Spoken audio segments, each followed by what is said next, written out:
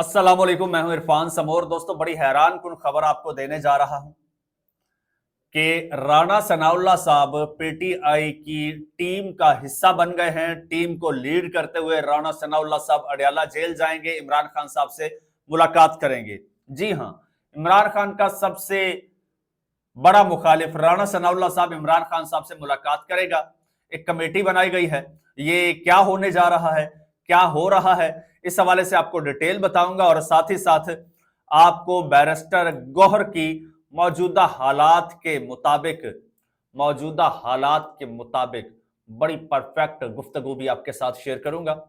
दोनों डेवलपमेंट्स बड़ी हैं, बहुत बड़ी हैं, आपके साथ शेयर करूंगा। लेकिन उससे पहले नए आने वाले दोस्तों से गुजारिश है कि ये चैनल आपका अपना है। अगर अभी तक इसको सब्सक्राइब नहीं किया तो सब्सक्राइब जरूर कर लीजिए और बेल आइकन पर क्लिक कर दीजिए ताकि हर नई आने वाली वीडियो टाइमली आपको मौसूल होती रहे। दोस्तों, पीटीआई वाले नून लीग वाले ये जो वुज़रा शुज़रा थे, ये बड़ा कह रहे थे कि पीटीआई के लोग जो हैं वो इमरान खान से इज़हार लाताल्लुकी करें तो इनसे बात हो सकती है और इमरान खान के बयानिए से पीछे हट जाएं। फिर उनको अकल आई कि भाई इमरान खान ही बयानिया है, इमरान खान ही पीटीआई है, वरना बैरिस्टर गौहर, सलमान अकरम राजा और इरफान समोर को जानता ही कौन है। ठीक, तो अब इनको शायद समझ आ गई है और अब सीन ये हुआ है। ये पूरी आपको मैं खबर पढ़ के डिटेल आपको सुना देता हूं जी। पीटीआई की पार्लिमानी कमेटी ने यह फैसला किया है कि राणा सनाउल्लाह साहब की सरबराही में एक सेनेट और कौमी असम्बली की ज्वाइंट कमेटी बनाई जाए जिसमें तमाम वकला अराकीन शामिल होंगे और उसके साथ साथ पीटीआई अराकीन भी उस कमेटी में शामिल किए जाएंगे जिनके नाम पार्लिमानी लीडर्स शाहिद खट्टक और अली जफर फाइनल करेंगे। इमरान खान साहब ने इनको पार्लियामेंट्री लीडर्स बनाया था ना। राणा सनाउल्लाह साहब इस कमेटी को अडयाला जेल लेकर जाएंगे और इमरान खान और बुशरा बीबी का सेल दिखाएंगे ताकि अवाम को भी पता चले कि खान साहब और उनकी अहलिया किस तरह जेल काट रहे हैं। अहम बात यह है कि इमरान खान साहब के मामले पर पीटीआई ने हुकूमत के साथ बात करने का इंदिया दे दिया है। ये इंदिया नहीं है, ये तो एक किस्म का बाकायदा आगाज है, आगे चल के आपको बताऊंगा। जेल जराये के मुताबिक विफाकी वजीर राणा सनाउल्लाह की जानिब से दी गई पेशकश को पीटीआई ने कबूल कर लिया है जिसमें बानी चेयरमैन इमरान खान को जेल में दी जाने वाली सहूलियात का जायजा लेने के लिए खुसूसी कमेटी तश्कील देने का फैसला किया गया है। जराये के मुताबिक मुश्तरका पार्लिमानी पार्टी इजलास में अक्सरियती अराकीन ने इस फैसले की हिमायत की। जराये का कहना है कि कमेटी में पीटीआई के वकला, सेनेटर्स और अराकीन कौमी असम्बली को शामिल करने की हिदायत जारी कर दी गई है।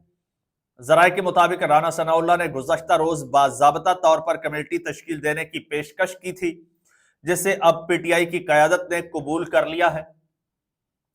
पीटीआई ने यह भी फैसला किया है कि कमेटी की सरबराही राणा सनाउल्लाह ही करेंगे जबकि पीटीआई के वकला, पार्लियामेंटेरियंस कमेटी के हमरा जेल जाकर सहूलियात का बराह रास्त जायजा लेंगे।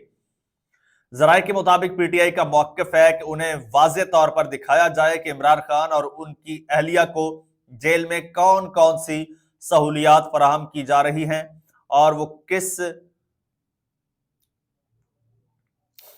किस में ही है। ठीक है, अच्छा, अब मामला क्या है, अब बात क्या है, सूरत हाल क्या है, वो मैं आपको बता देता हूं एग्जैक्ट।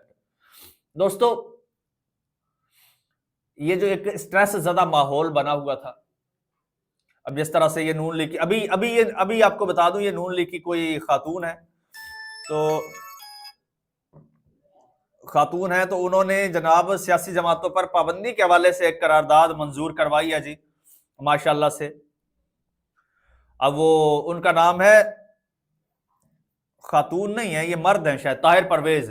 उन्होंने पंजाब असेंबली में एक करारदाद पेश की है जिसके मतन में कहा गया है कि इदारों के खिलाफ बयान, इंतशार फैलाने वाली पार्टी और उसके बानी पर पाबंदी लगाई जाए। अगर ऐसा हो जाए तो सबसे पहले मरियम नवाज और अपना नवाज शरीफ साहब की पार्टी पर पाबंदी लगेगी। करारदाद मंजूर हो गई है पंजाब असेंबली से। इन्होंने ये नहीं सोचा कि माजी में ये लोग खुद इदारों पर तनकीद करते रहे हैं, इंतशार फैलाना, बयानबाजी करना, इवन ये तो सुप्रीम कोर्ट की दीवारें फैलान के अंदर चले गए थे। सुप्रीम कोर्ट भी एक इदारा है जनाब, रेडियो पाकिस्तान भी इदारा है, पीटीवी भी इदारा है, ये सारे इदारे हैं। तो अब ऐसा ना हो कि नून लीग खुद शिकंजे में आ जाए। कानून बनाते हुए ये लोग सोचते नहीं है, या पता नहीं इनको कोई मुसवदा देता है और ये पेश कर देते हैं, ऐसा भी समटाइम्स होता है। बाद में फिर ये सर पीटते हैं कि साढ़े नाल हो की गया। अच्छा, इसी तरह से ना नून लीग के दीगर कुछ लोग हैं, ये आजमा बुखारी साहिबा हो गई, अता तारड़ साहब हो गए, कुछ और लोग हैं, ख्वाजा आसिफ साहब हो गए, वो तो सबसे आगे हैं। वो कहते हैं पीटीआई फौज दुश्मन, पीटीआई मुल्क दुश्मन, पीटीआई सिक्योरिटी रिस्क, पीटीआई पर पाबंदी लगनी चाहिए, पीटीआई को हम ये करेंगे, ईंट का जवाब पत्थर से देंगे, अब यूं होगा, अब यूं होगा, जहर उगलते रहते हैं। ठीक, और ये हुकूमत है, मुलाकातों पर पाबंदी लगा देंगे, क्रैक डाउन करेंगे, मार धाड़ करेंगे। ओ भाई, आप सियासी जमात हो, आप डेमोक्रेटिक हुकूमत हो, आपने मुल्क चलाना है, मुल्क में स्टेबिलिटी लानी है। स्टेबिलिटी ऐसे नहीं आती, ये काम ओपोजिशन के होते हैं जो हुकूमत कर रही है। बयानबाजी करना, इंतशार फैलाना, ये तो ओपोजिशन का काम होता है। आपका काम है गवर्न करना। अगर कोई एहतजाज कर रहा है, किसी को कोई मसला है, तो उसके साथ बात कीजिए। अभी ट्रांसपोर्टर्स के साथ भी तो आप लोगों ने बात की है ना, तो बात कीजिए। अगर आप ट्रांसपोर्टर्स के खिलाफ खड़े हो जाते तो फिर दमादम मसकल अंदर होता, मामला बढ़ जाता, बिगड़ जाता, मुल्क का मुआशी नुकसान होता, अवाम को परेशानी होती। लेकिन वहां पर आपने उनके साथ बैठ के बात की, मामला हल हो गया। तो यहां भी अल्टीमेटली रास्ता बातचीत से ही निकलना है। और राणा सनाउल्लाह साहब ने अगर ये पेशकश की है या ये सरबराही कबूल की है, तो मेरे ख्याल में राणा सनाउल्लाह साहब को अप्रिशिएट करना बनता है। उन्होंने एक बहुत अच्छा जमहूरी इकदाम लिया है। इसके बावजूद कि उनके क्या इख्तलाफात रहे हैं माजी में, उनके साथ क्या कुछ हुआ है, लेकिन वो समझते हैं कि हमारे साथ ज्यादतियां करवाने वाला एक ही है। सियासी जमातें एक दूसरे के साथ इतनी ज्यादतियां नहीं करती, ना कर सकती हैं। अभी ये राणा सनाउल्लाह साहब का जनाब बहुत अच्छा फैसला है, बड़ापन है कि उन्होंने ये इनिशिएटिव लिया है, मुलाकातें करवा रहे हैं। तो मेरे ख्याल में अल्टीमेटली जो मैं हमेशा से एक बात कहता हूं कि किसी भी मसले का हल जो होता है वो बातचीत होती है। एट द एंड बातचीत होती है। बातचीत के बगैर आप मसला हल नहीं कर सकते। सॉरी। बैरिस्टर गौहर साहब ने भी बड़ी जबरदस्त बात की है। उन्होंने कहा है कि मुल्क में इंतशार और कशीदगी का मुतामिल ये मुल्क नहीं हो सकता, सियासत में इख्तलाफ हो सकता है, दुश्मनी नहीं। बैरिस्टर गौहर ने दागल नाके पर मीडिया से गुफ्तगू में कहा कि कोशिश करना चाहिए कि ये टेंशन खत्म हो और मुल्क में अमन हो।